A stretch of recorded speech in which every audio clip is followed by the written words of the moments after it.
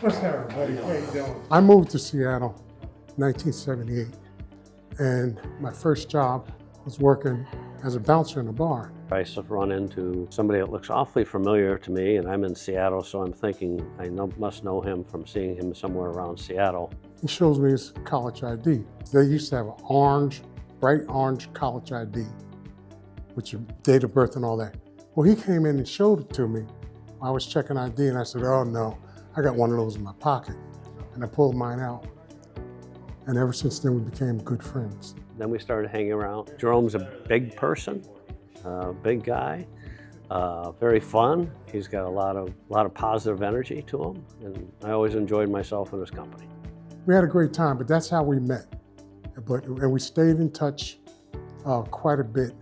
And that's how you find that picture of Scott and I, if you saw it, with our shirts up. I don't know who took the picture, but we were both showing off our abs, okay? And needless to say, 40 years plus years later, I needed that part of his body. He called me, texted me and everything at Christmas time, and I didn't get back to him until February. When I got back to him, I said, Scott, I normally get back to you right away, blah, blah, blah. And I said, but I've been having doctor appointments. I've been having this, that, and the other. And I said, and in the meantime, I'm looking for a kidney. And all he said was, I'm gonna give you a kidney. If I'm healthy enough to help him out, I'd help him out, because if I was in his situation, I'd hope somebody would help me out if they could. It really was that simple. It wasn't more complicated than that. It wasn't a longer decision than that. It was just, let me see if I meet all the criteria to be able to donate, and we'll go forward. But when he said it, he meant it.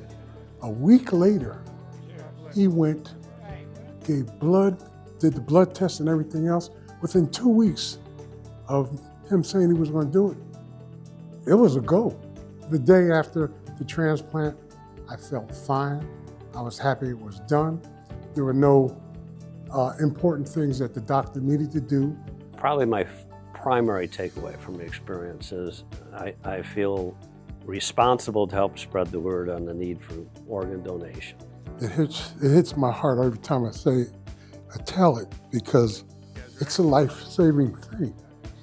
And if more people realize what it actually is, I think more people would be given